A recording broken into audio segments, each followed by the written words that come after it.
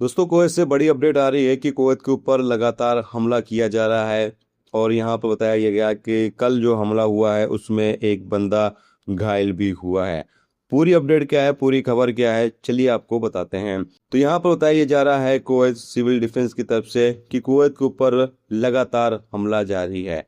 और जो हमले कुवैत के ऊपर किए जा रहे हैं उन हमलों को लगातार नाकाम बनाया जा रहा है।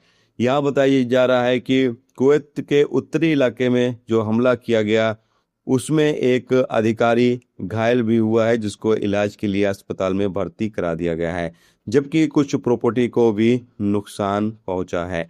और दोस्तों, यहाँ पर यह बताया जा रहा है कि कुवैत के अंदर विस्फोट की आवाज़ आपको सुनाई दे रही होंगी और आगे भी जब तक ये युद्ध चलेगा आगे आपको सुनाई देती रहेंगी।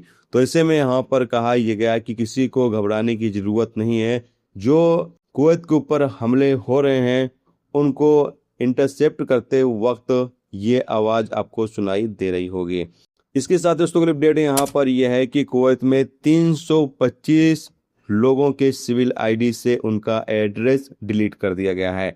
और इन लोगों को 30 दिन का टाइम दिया गया है, जिसमें कहा यह गया है कि ये लोग अपने नए एड्रेस को अपने सिविल आईडी पर फटाफट रजिस्ट्रेशन करवा लें। अगर वो ऐसा नहीं करते हैं तो फिर 30 दिन गुजर जाने पर 100 KD का जुर्माना लगाया जाएगा। तो जितने भी लोगों के सिविल आईडी से एड्रेस डिलीट किया गया है अधिकारियों के द्वारा, वो लोग चेक कर लें और अपने सिविल आईडी पर नए एड्रेस को रजिस्ट्रेशन जरूर कर लें।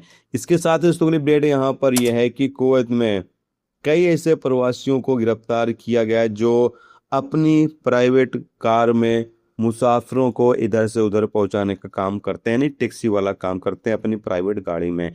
तो ऐसे 3 गैर मुल्कियों को गिरफ्तार किया गया है कुवैत से, जो इस तरीके के काम को अंजाम दे रहे थे। जैसा कि आपको पता है कि दोस्तों अभी कुवैत के अंदर सख्ती काफ़ी ज़्यादा कर दी गई है। तो आप लोग जो लोग भी प्राइवेट गाड़ियों से मुसाफिरों को इधर उधर ढोने का काम करते हैं वो काम बिल्कुल भी ना करें, नहीं तो आपकी गाड़ी भी जब्त हो सकती है और आपको कुवैत से डिपोर्ट भी किया जा सकता है।